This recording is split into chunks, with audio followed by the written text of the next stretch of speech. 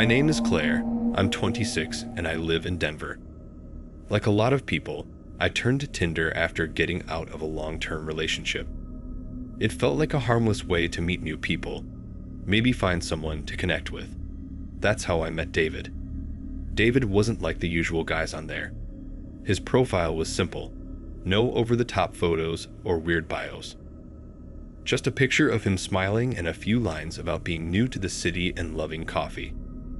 His messages were charming, easygoing. We talked for hours. He always knew what to say, never pushed for anything. He had this way of making me feel like we were on the same wavelength, like we got each other. After a week or so of chatting, he suggested we meet up in person.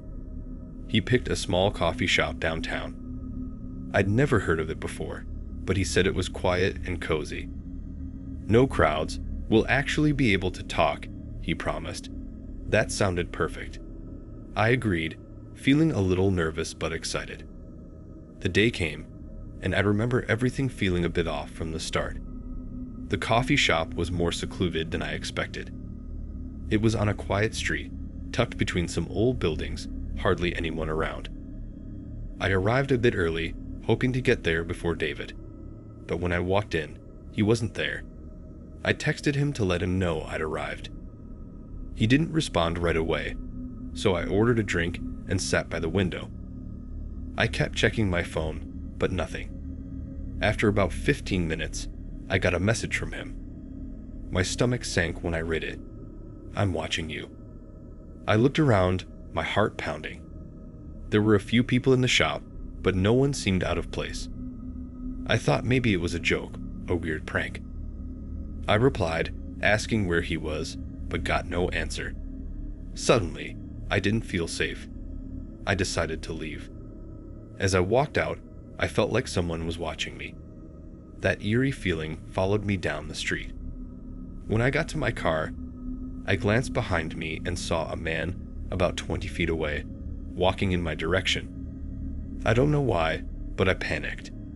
I quickly got into my car and drove off. That night, I couldn't shake the feeling. Something about David seemed off now. His profile was still up, so I sent him another message, but it didn't go through. By the next morning, his profile had disappeared completely. I tried to convince myself that it was just some weird glitch, that maybe he had deleted his account. But later that day, I got another message from an unknown number. You were almost next. I felt sick. I didn't know what it meant, but I couldn't ignore it. A few days later, I saw a news report about a woman who had gone missing under suspicious circumstances. She had been last seen meeting someone from a dating app at a coffee shop, just like I had been supposed to. That's when I called the police. They took my report seriously, but there was nothing they could do. David's profile was gone, the messages couldn't be traced, and the coffee shop didn't have any cameras. It felt like I had narrowly escaped something horrible, but no one could prove it. I moved to a new city after that. I wanted a fresh start, somewhere far away from the memories of what happened. But even now, every few weeks, I get a message from an unknown number. Just short, simple texts like, I'm still watching, or you're not safe. I don't know who's behind them, or if it's just someone messing with me, but I can't help but wonder, was David real? And if he was, how many others weren't as lucky as I was?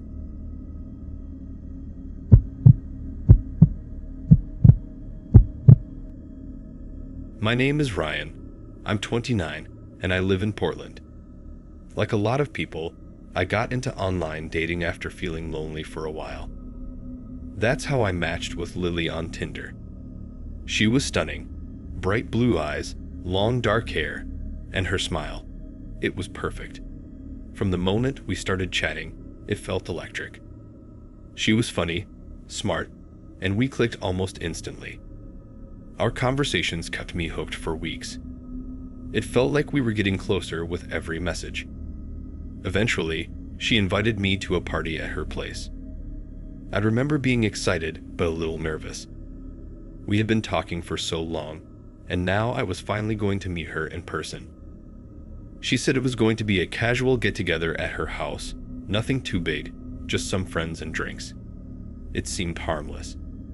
When I pulled up to her house that night, something felt off. The street was completely quiet and there were no cars outside. No music, no sounds of a party. I double-checked the address, thinking maybe I got it wrong, but no, it was the right place. I hesitated, but then my phone buzzed. It was Lily, telling me to come inside, that the others hadn't arrived yet. I walked up to the door, and she opened it before I even knocked. She smiled at me, but it wasn't the warm smile I remembered from her pictures. It was colder, somehow. I tried to brush it off, telling myself I was just overthinking things. She led me inside, and the house was eerily quiet. I asked where everyone else was, and she just smiled, saying they were running late. Then she asked me if I wanted to check out the basement. I thought it was an odd suggestion, but again, I didn't want to seem paranoid. So I followed her downstairs. That's when I saw them. Men, tied to chairs, slumped over, some of them unconscious, others dead. My heart dropped. I froze, not able to make sense of what I was seeing. I turned to run, but before I could even make it to the stairs, I felt a sharp prick in my neck. Everything went blurry, and I collapsed. When I woke up, I was tied to a chair, just like the others. My head was spinning, and my arms were heavy. I noticed a syringe stuck in my arm, and then I saw Lily standing in front of me, holding a camera. There were two men with her, one of them filming, the other whispering something to her. They forced me to confess on camera to crimes I didn't commit. I begged them to stop, but they threatened to kill me if I didn't cooperate. After what felt like hours of filming, they finally let me go. I stumbled out of the house, my mind foggy, and somehow made it home. The next day, the video was everywhere, on social media, online forums. I was being accused of things I had never done. My job fired me, friends stopped talking to me, and no one believed my side of the story. I went to the police, but they found no trace of Lily or the house. I was just another name in their twisted blackmail scheme. I wish I had never swiped right.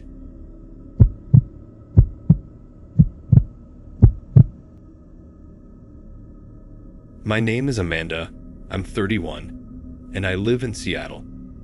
Like so many people, I turned to Tinder to meet someone new. That's how I matched with Mark. He was everything I was looking for, kind, funny, adventurous. We hit it off right away. Our conversations felt natural, like I'd known him forever. He wasn't like other guys I'd matched with. He was thoughtful, and we talked about everything: travel, books, even our weirdest dreams. After a few weeks of chatting, he suggested we meet up for dinner. It sounded perfect. I was nervous but excited. We picked a nice restaurant in town, and I couldn't stop thinking about how great it would be to finally meet him in person. The night came, and I arrived early. The restaurant was busy, but as the minutes ticked by, there was no sign of Mark. I tried texting him, but the message didn't go through. I thought maybe he was running late, but then I checked Tinder. His profile was gone, completely vanished, like he never existed. Confused and a little embarrassed, I left the restaurant, wondering if I'd been stood up. Later that night, back at my apartment, something felt off. I couldn't shake the weird feeling that I wasn't alone. I tried to relax, telling myself I was just being paranoid. Then, as I was getting ready for bed, I heard a faint noise outside my window, like something brushing against the glass. My heart pounded, but when I looked, there was nothing there. That's when my phone buzzed. I picked it up, thinking it might be Mark trying to explain, but the message wasn't from any number I recognized. It said, "I've been inside your house." I froze. My blood ran cold. I looked around my room, feeling sick. Someone had been inside. I immediately called the police, panicked, trying to hold myself together. They came and searched the place, but found nothing. They told me it was probably just a prank, maybe a hacker messing with me, but it didn't feel like a prank. I couldn't sleep that night, and the next day, I decided to search my apartment. I didn't know what I was looking for, but something told me I needed to check. That's when I found it. Hidden behind a vent in my bedroom, tiny cameras. There were at least 2 of them, carefully placed, pointing right at my bed. I felt like my entire world shattered. I had no idea how long they'd been there or who had put them there. I realized that Mark never existed. He was part of some sick scheme. He tricked me, lured me in, and made me vulnerable. I packed my things and moved out the next week, but the fear stayed with me. Even now, in my new place, I still feel like I'm being watched. Every noise, every shadow makes my heart race. It's terrifying to know that someone, somewhere, was always watching.